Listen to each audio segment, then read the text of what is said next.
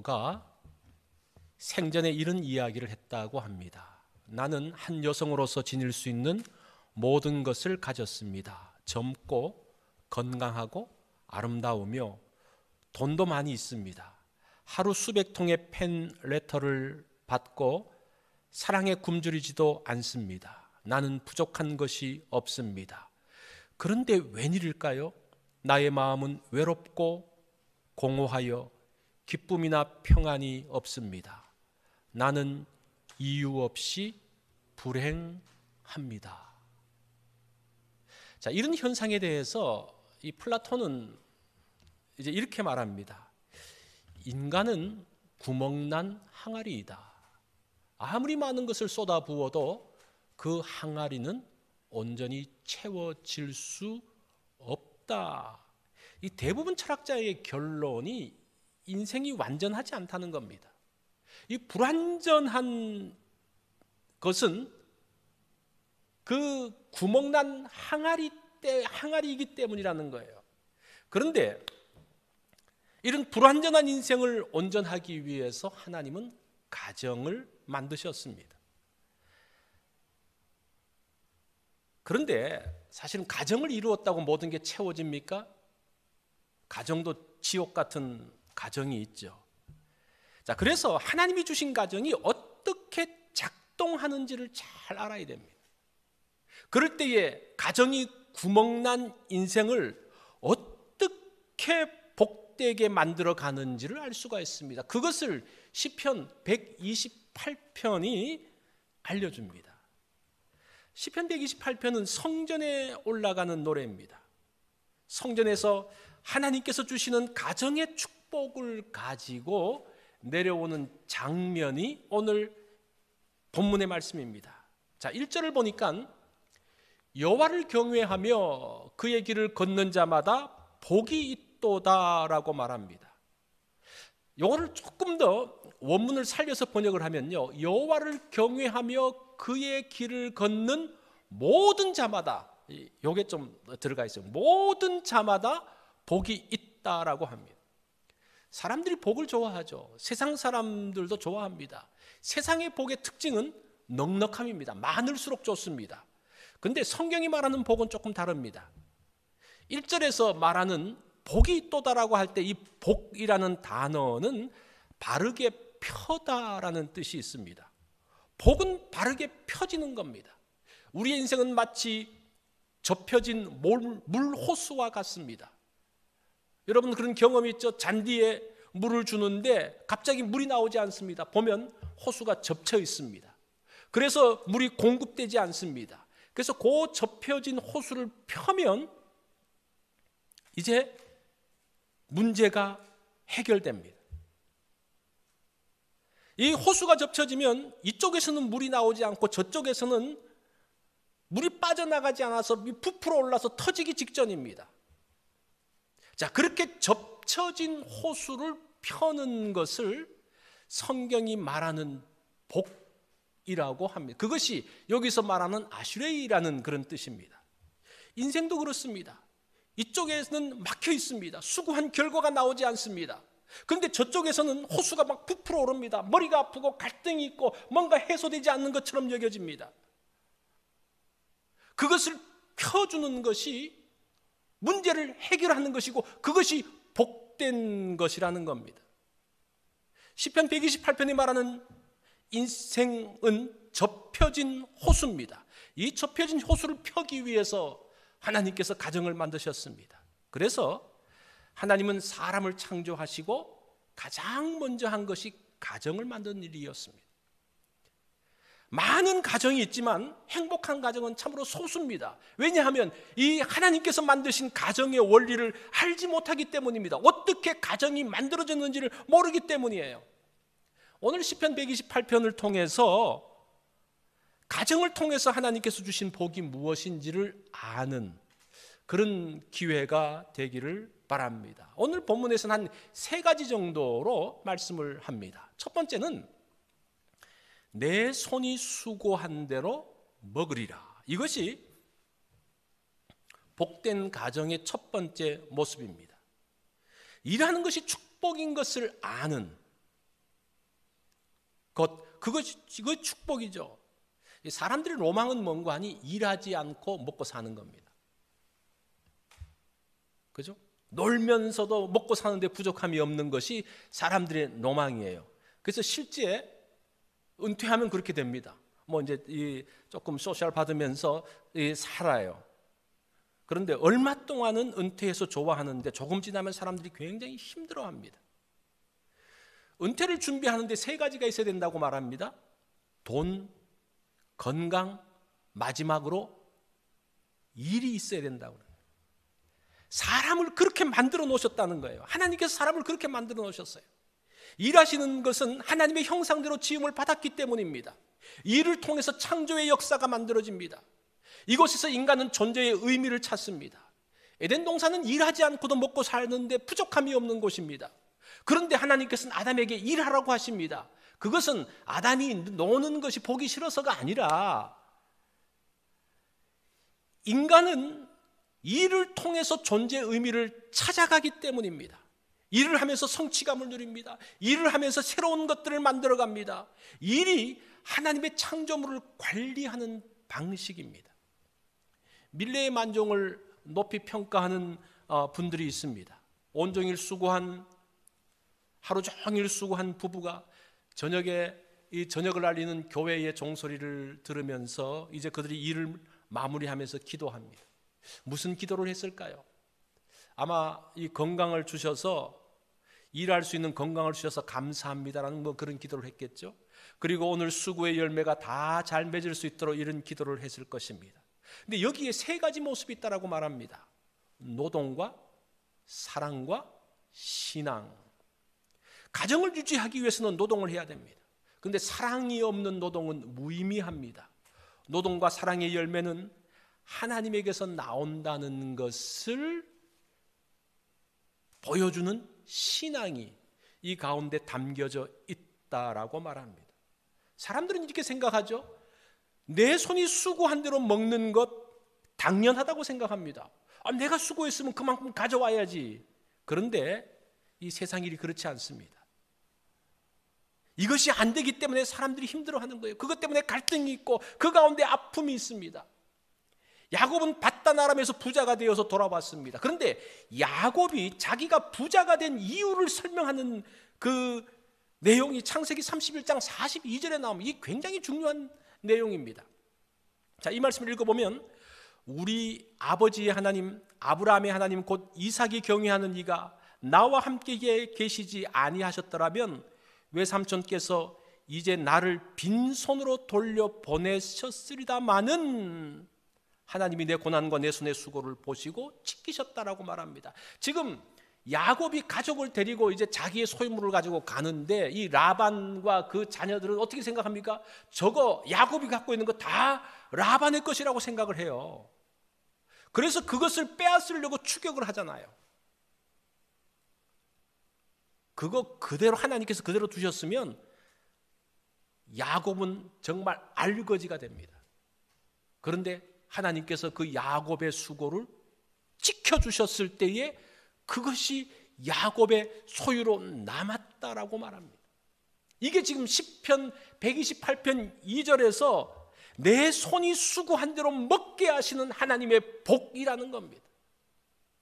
하나님께서 막으셔야지 지킬 수가 있습니다. 하나님께서 막힌 것을 곧게 펴셔야지, 라반과의 관계와 그 문제들을 곧게 펴셔야지 그 수고가 야곱의 것이 된다라는 겁니다. 내가 수고했다고 내가 먹는 것이 아닙니다. 나의 수고를 노리는 사람들이 얼마나 많은지 몰라요. 사람만이 아닙니다. 그 자연의 현상들이 우리의 수고를 무산시킵니다. 우리를 알지 못하는 많은 것들이 우리의 수고를 빼앗으려고 합니다. 이것에서 하나님께서 지키시는 것, 그럴 때 가정이 지켜진다는 겁니다. 그 첫 번째 원래 가정이 복되게 작동하는 원리가 뭡니까? 내 손이 수고한 것을 거둘 수 있도록 하나님께서 지키시는 것, 그게 첫 번째 가정이 작동하는 복된 가정으로 서는 원리입니다. 자, 두 번째는 아내는 결실한 포도나무 같으며라고 합니다. 이게 두 번째 축복이에요. 수고는 남편이 하지만 가정을 풍요롭고 복되게 하는 것은 아내라는 겁니다. 자, 이 3절을 보면 내 집 안방에 있는 내 아내는 결실한 포도나무 같으며, 아내를 포도나무로 비유합니다. 성경에 나오는 그 포도나무를 쭉 살펴보면 이 포도는 기쁨, 풍요, 회복을 상징합니다. 아내는 가정에서 기쁨과 풍요를 만드는 존재라는 겁니다. 지친 남편을 회복시키는 모습으로 소개합니다. 요즘은 고대 사회와는 달리 이 부부가 맞벌이 하니까 아내도 나가서 일하면서 모두가 지쳐 있습니다. 아내가 기쁨과 풍요, 회복의 역할을 감당하는 게 참 버거워 보입니다. 그래서 가정이 좀 어렵지 않은가라는 생각을 해봅니다. 그런데 이 아내가 어디에 있는지 잘 보십시오. 안방에 있다라고 말합니다. 이 안방이라는 말은 우리 한글 성경은 안방으로 번역했는데 원래 이 뜻은 옆구리라는 뜻입니다. 그런데 또 여기서 이제 발전되죠. 후미진 곳, 그런 말이에요. 정확하게 보면요, 내 집 후미진 곳 또는 은밀한 곳 또는 숨겨진 곳에 있는 내 아내는 결실한 포도나무 같으며라고 합니다. 아내는 감추인 곳에 있는 사람입니다. 이 말은 장소적으로 은밀한 것을 말하기도 하지만 문제의 은밀함을 말하기도 합니다. 부부의 갈등의 문제는 은밀한 장소에서 나오는 겁니다. 사람들이 알지 못합니다. 감추어져 있습니다. 숨겨진 곳, 은밀한 곳에 있는 아내가 결실한 포도나무라는 거예요. 겉으로 드러나지 않는 우리의 그 모든 문제가 일어나는 그 장소에 아내가 결실한 포도나무로 있으면서 기쁨과 풍요를 만들어낸다는 겁니다. 그 가운데서 회복과 기쁨의 역사가 만들어내는, 그래서 아내는 복된 존재입니다. 가수 셀렌 디온이라는 분이 있죠. 이분은 너무나 유명한 분인데 노래를 잘해서 디바라고 불리는 가수입니다. 세계적인 디바입니다. 전 세계적으로 1억 4천만 장의 앨범 판매고를 올리기도 했고, 특별히 1997년 영화 타이타닉의 주제가로 이 전 세계의 팝계를 석권한 여가수입니다. 그가 인기의 절정을 구가하던 1999년 돌연 은퇴를 선언합니다. 음악 팬들은 깜짝 놀랐습니다. 그 은퇴의 이유를 이제 들어보니까 남편이 암이 걸렸기 때문이라고 말합니다. 그녀는 12살 때의 노래 테이프를 들고 후원자를 찾았지만 아무도 그를 인정해 주지 않았습니다. 그런데 지금의 남편이 전 재산을 팔아서 음반을 만드는 등 헌신적인 수고 가운데서 이 셀렌 디온이 세계적인 가수가 되어졌습니다. 그런데 그런 남편이 암에 걸려 어려움을 겪고 있습니다. 그녀는 이렇게 말합니다. 제 남편이 지금 후두암으로 투병 중입니다. 남편에겐 저의 손길이 필요합니다. 이제까지 많은 빚을 진 남편 곁에서 따뜻한 손길을 주고 싶습니다.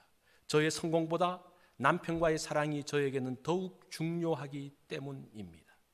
물론 이제 지금은 이 남편은 세상을 떠났는데 그때 있을 때 이야기입니다.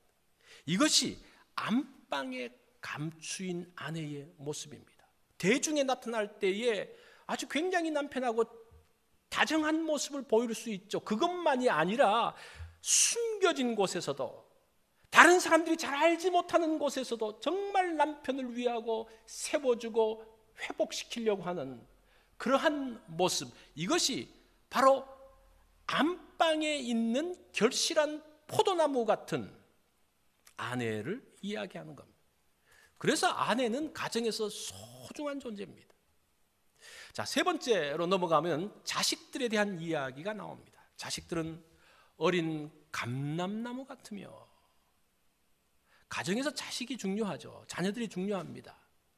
이 3절 중반에 보면 내 식탁에 둘러앉은 자식들은 어린 감람나무 같으리로다고 말합니다. 자녀를 감람나무로 비유하고 있습니다. 이 감람나무, 이 올리브 나무죠. 올리브 나무는 팔레스타인의 대표적인 나무입니다. 올리브는 기름을 만듭니다. 이 기름을 가지고 왕과 제사장과 선지자에게 기름을 붓습니다. 그리고 그 올리브 기름을 가지고 불을 밝히기도 합니다.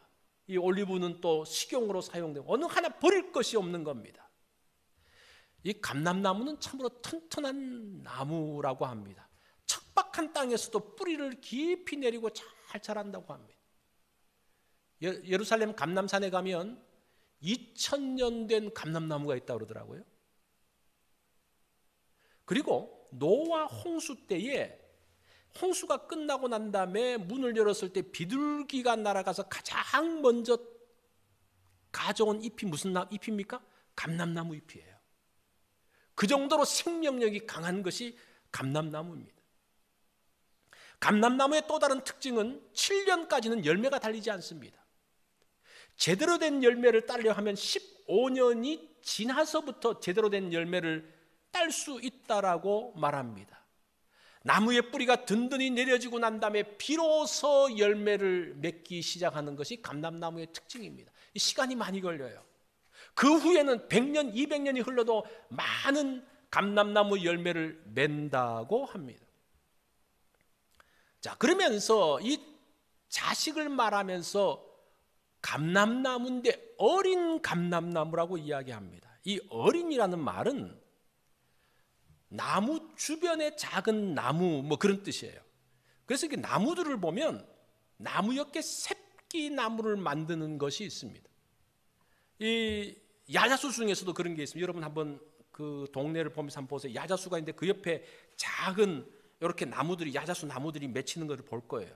지금 그게 어린이라는 뜻이에요. 샤틸이라는 단어인데 야자수가 그렇다는 거예요. 야자수가 자라면서 그 옆에 나무들을 작은 새끼 나무들을 맺는다는 겁니다. 그 밑둥을 잘라도 그 작은 나무들이 있으면서 거기서 감람나무가 납니다. 그 모습이 마치 식탁에 둘러 앉은 모습 같다고 그림을 그리듯이 지금 이 시인이 글을 쓰고 있는 겁니다.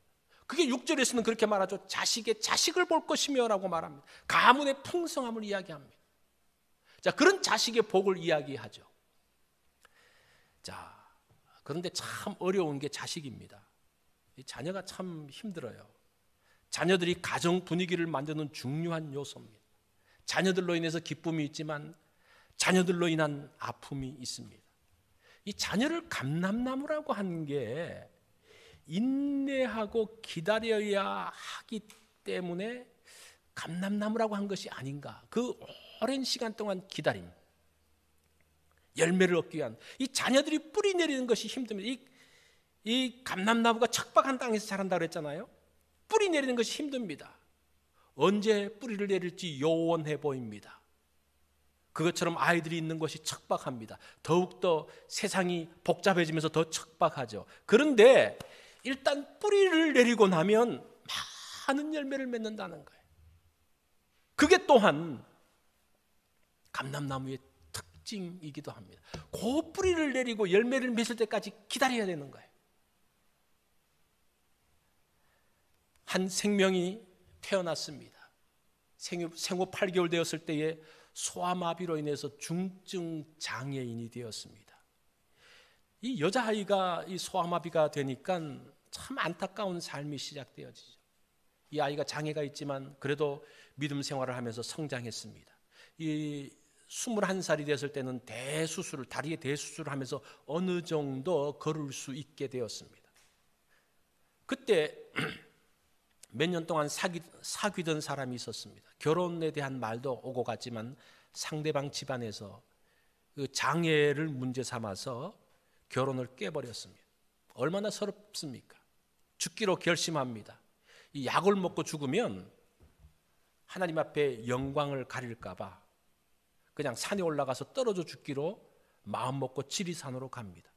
이 장애인이 이 한 걸음 한 걸음 그 산으로 오를 때마다 그 고통이 이루 말할 수가 없는 겁니다. 그렇게 울면서 올라가는 거예요. 넘어지면서 올라가는 거예요. 그때 올라가고 있는데 하나님께서 그 마음 가운데 어떤 말씀을 해주시는 거예요. 딸아, 내가 너를 사랑한다. 남들이 보기엔 보잘것없는 나무 한 그루지만 내가 너를 택하고 지금까지 가꾸었단다. 바로 이 시냇가에 너를 심었단다. 이제 그 말을 들으면서 이 여성이 마음을 바꾸기 시작합니다. 하나님께서 나를 사랑하신다고? 그러면 내가 살아야 될 이유가 있지. 그 이유 하나 가지고 이제는 살기로 작정을 합니다. 그리고 또 산을 오릅니다. 산으로 죽기 위해서 산을 오르는 게 아니라 그 산을 정복하기 위해서 국내외 산들을 오르기 시작하는 거예요. 장애인으로서는 세계 최초로 대만의 최고봉인 위산을 단독으로 올랐습니다. 또 탁구도 배웠습니다. 1989년에는 장애인 전국 체육대회에서 우승까지 합니다. 그러다가 하나님의 일을 하기 위해서 1991년 9월 35세의 나이로 최초의 몽골 한인 선교사로 파송을 받습니다. 그 사람이 강영순 선교사입니다. 몽골에 갔을 때에 이 국가대표 탁구 감독 자리가 비어 있었습니다. 그러니까 그 몽골을 그 탁구 협회에서 이 사람이 이제 한국이 얼마나 탁구를 잘합니까? 그 탁구 한국에서 이 우승을 했으니까 이 사람에게 감독으로 맡겼습니다. 그래서 2002년 아시안 게임에서 좋은 성적을 거두었습니다. 그것으로 이제 몽골 체육협회로부터 상도 받았습니다. 이제 강영수는 감람나무처럼 많은 열매를 맺고 귀하게 쓰임받는 사람이 되었습니다. 사람들로부터 버려진 인생이었습니다. 그가 뿌리 내리기까지 참으로 많은 시간이 걸렸습니다. 그러나 하나님께서 그의 인생을 반듯하게 펴주시니까 그가 존귀한 인생이 되어졌습니다. 하나님께서 그를 복되게 만드셨습니다. 이 자녀는 이런 오랜 기다림이 필요합니다. 그런데 하나님께서 그 자녀를 하나님이 지키시는 그 가정, 복된 가정은 하나님께서 그 자녀들이 뿌리를 깊이 내릴 수 있도록 하신다고 말씀하는 거예요. 자, 4절 말씀을 보십시오. 여호와를 경외하는 자는 이같이 복을 얻으리로다. 사실은 이 4절을 그 히브리어 그대로 번역을 하면 굉장히 느낌이 강합니다. 그 앞에 힘내라는 단어가 있어요. 이 힘내는 감탄사입니다. 주의를 상기해주는 감탄사인데 다시 번역을 해보면요, 오 보라 그런 말이에요. 오 보라 이같이 복이 있도다. 그 옷은 그대로 이야기하면 그래요. 여호와를 경외하는 자는. 자, 이 4절 말씀은 위에서 말한 2절과 3절의 말씀을 이야기하고 난 다음에 이 시인이 감탄하면서 봐라 이같이 복되다 여호와를 경외하는 자가, 이제 그런 말씀이에요. 자, 여기서 복이라는 단어는 1절에서 말하는 복하고는 다른 단어를 씁니다. 1절의 복은 바르게 펴다라는 뜻이라고 그랬죠. 근데 이 4절에 나오는 단어의 복은 무릎을 꿇다라는 뜻이 있습니다. 하나님께서 복되게 하시어 주변이 무릎을 꿇게 하시면 높임 받겠다는 것입니다. 존귀하게 만들겠다는 겁니다. 내가 높아지려고 하면요, 주변에서 이 다리를 잡아 당기는 사람이 떨어뜨리려고 하는 사람이 얼마나 많은지 몰라요. 그런데 하나님이 높여주시면 누구도 건들지 못합니다. 그 모두가 그 앞에 무릎을 꿇게 됩니다. 사실은 오늘 본문의 핵심은 1절부터 4절까지예요. 그런데 이제 5절, 6절은 무엇인가 하니 제가 그걸 좀 간단하게 설명을 하겠습니다. 5절, 6절은 성전에서 예배를 드리고 내려가는 자들에게 하시는 축도와 같은 형식으로 되어 있습니다. 자, 5절에 보면 여호와께서 시온에서 내게 복을 주실지어다. 이 단어가 참 재밌는데, 시온에서라는 단어는 원래는 시온을 떠나는 내게 복을 주실 그런 말이에요. 그러니까 이게 예배 마치고 성전에서 예배 마치고 떠나는 거예요. 떠나는 사람 앞에 마치 축도하는 것처럼 시온을 떠나는 너희들에게 복을 주실 것이다. 어떤 복입니까? 평생의 예루살렘의 번영을 보며 그 가정이 발딛고 있는, 가정이 속해 있는 것이 어디입니까? 도성에 우리가 사는 것, 우리가 사는 것을 복되게 하시겠다고 축복하십니다. 그 다음 내 자식의 자식을 볼 것이다. 가문의 번성을 말씀해 주고 있습니다. 자, 하나님께서 가정을 둘러싸고 있는 것을 축복하시며 지키실 것에 대한 약속, 그것을 축복하고 있습니다. 자, 이렇게 시편 126편이 끝나죠. 자, 세상의 복은 다다익선이에요. 많으면 많을수록 좋은 겁니다. 돈도 많으면 좋고, 권력도 많으면 좋고, 인기도 많으면 좋고, 무조건 많이 가진 게 좋습니다. 그런데 그렇게 많이 가진 사람도 물어보면요, 다 부족하다 그래요. 행복하십니까? 아니요, 조금 더 필요해요. 다 그렇게 이야기해요. 이거 보면 많이 가진 사람도 부족하다 그러고 적게 가진 사람도 부족하다 그러고, 이게 뭡니까?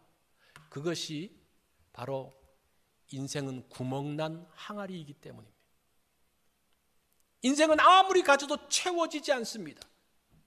깨어져 있기에 계속적으로 빠져나가는 거예요. 그래서 우리 인생에서 중요한 것은 채우는 게 아니라, 어차피 인생이 구멍나 있으니까 잘 흘러보내는 것이 축복이고 행복이에요.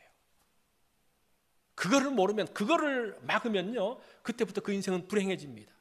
그래서 하나님은 인생의 행복이 소유함에 있는 것이 아니라 흘러보냄에 있음을 알게 하셨습니다. 자신의 것을 상대에게 흘러보내는 가정이 행복한 가정입니다. 이거는 가정 내에서도 마찬가지예요.